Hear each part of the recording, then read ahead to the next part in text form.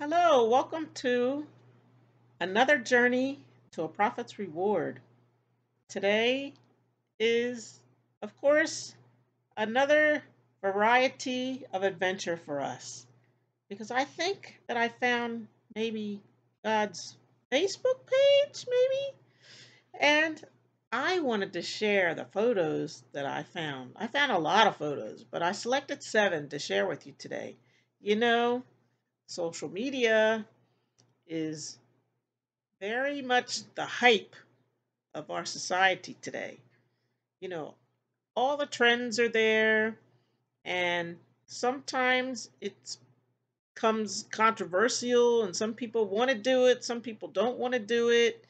And then the people who are doing it, they're following all the trends, or they're utilizing all the resources of social media, or they're just staying connected and networking through social media. So I thought, why not? Let's connect with God's social media. Of course, He's the king of everything, so we should definitely be connected with His social media. So I want to share some photos with you today, and just to give you a glimpse of our wonderful and glorious King. You know, the thing is, we can access social media through so many resources, through our cell phones, through our tablets, through our laptops, through our desktop computers. And so, why not get into God's social media? He has his own social media book, which is, of course, the Bible. So, let me share some photos with you, and we'll get to know a little bit more about him just from the photos today. Such a prophet's reward. Our first photo is about his eyes, and it says, "Behold, the eye of the Lord is on those who fear him, on those who hope in his mercy, to deliver their soul from death and to keep them alive in famine." So the eye of the Lord is on those who fear him. His eye is drawn to those who fear him and those who hope in his mercy. And when he's drawn to that, he's also moved to deliver them, to deliver their soul from death, and he's moved to keep them alive in famine. And today, well, what is it? There's so much death, and we feel like we're in a famine of inflation and shortages and stock backups and things like that. So, this photograph is a real treasure for today. It's something that you should look at and really just ponder and meditate on. His eyes that are on those who fear him and those who hope in him. That photo is Psalm 33, verses 18 through 19. Here's another photo. It says, "The eyes of the Lord are on the righteous, and his ears are open to their cry." So, the eyes of the Lord are drawn to the righteous, and his ears are open to hear their cry.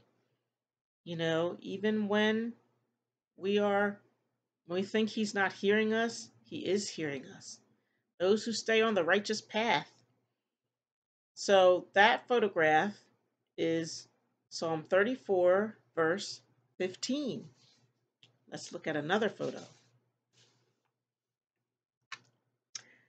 "The eyes of the Lord are in every place, keeping watch on the evil and the good." So the Lord's eyes are watching. He's watching over evil and good. He's watching over our evil and good. He's watching over the evil and good of others. So that's why we really When we're on our journey, we want to stay on the righteous path. We want to stay with the Lord and follow in his righteousness. That photo is Proverbs 15, verse 3. The next photo is really interesting. It says, "And with a blast of your nostrils, the waters were gathered together, the floods stood upright like a heap, the depths congealed in the heart of the sea." That is so interesting. That is a photo of his nose in action. So that shows how very strategic and purposeful even his breath is when he releases it, because he used his breath from his nostrils to make a way of escape for the Israelites. I mean, that is so strategic and full of purpose. And this photo is so awesome. I would have never thought we could actually see his nose. Let's go from that photo. That photo was Exodus 15, verse 8. Exodus 15, verse 8, about his nose.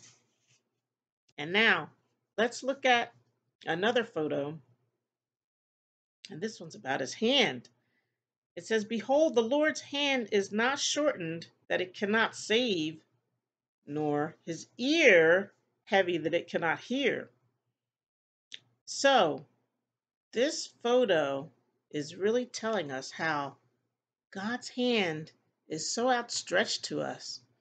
He is always wanting to save us out of situations of trouble that we caused, situations of trouble that others have caused for us, situations that are just so desperate.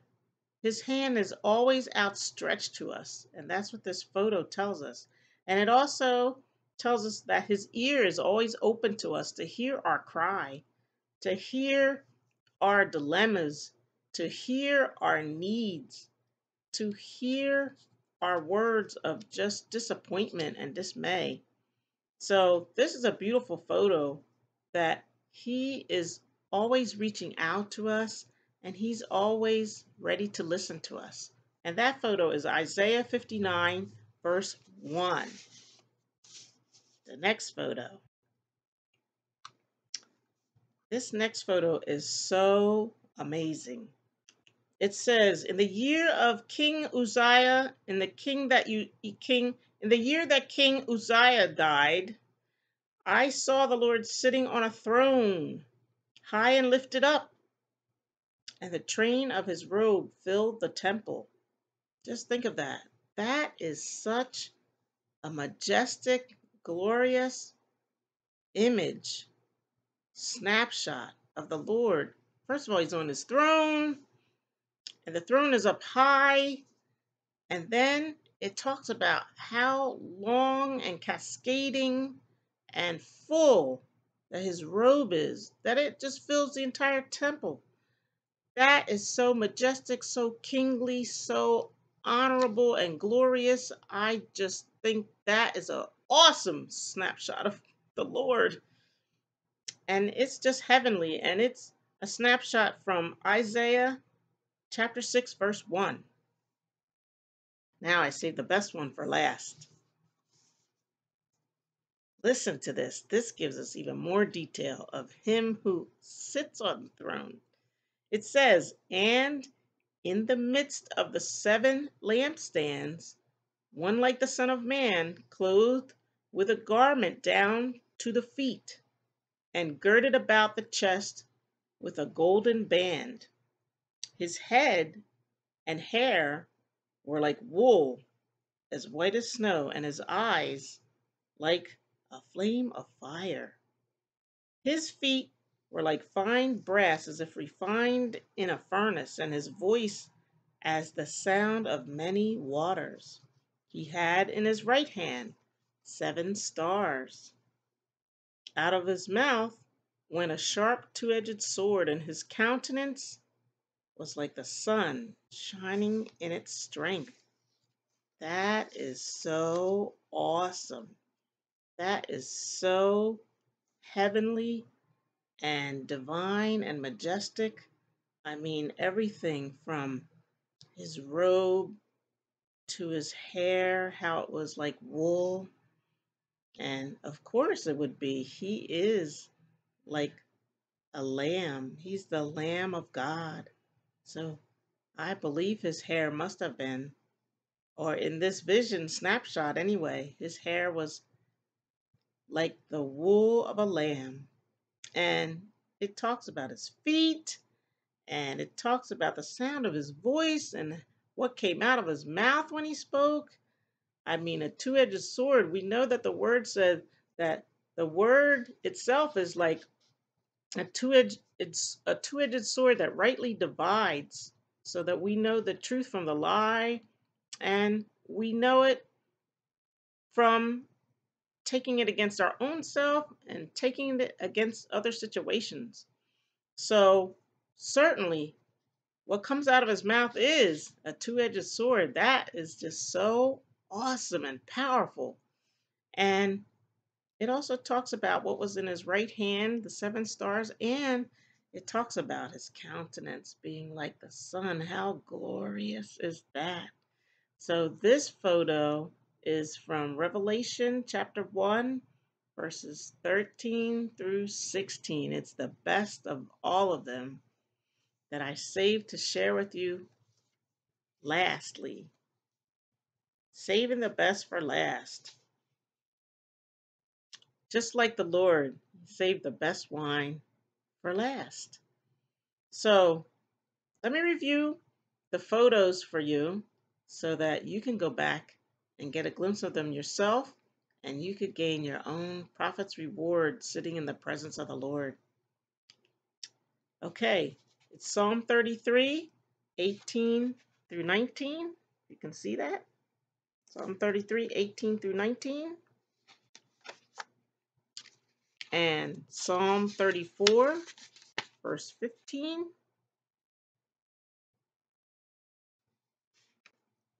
And Proverbs 15, verse 3.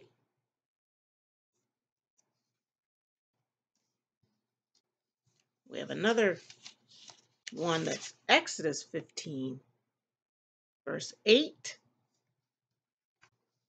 Isaiah chapter 59, verse 1. And the snapshot of the Lord on the throne is Isaiah 6, verse 1. Sorry about the scribble there.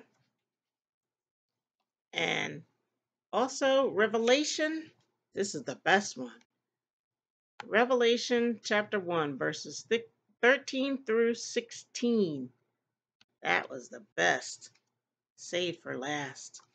And I just hope this has been a different kind of journey for us today, and that you can truly relate to it, and maybe you will find your own snapshots, your own photos in God's social media that you also can enjoy.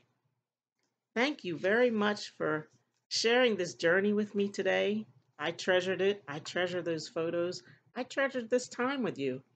And until the next time, stay on the righteous path.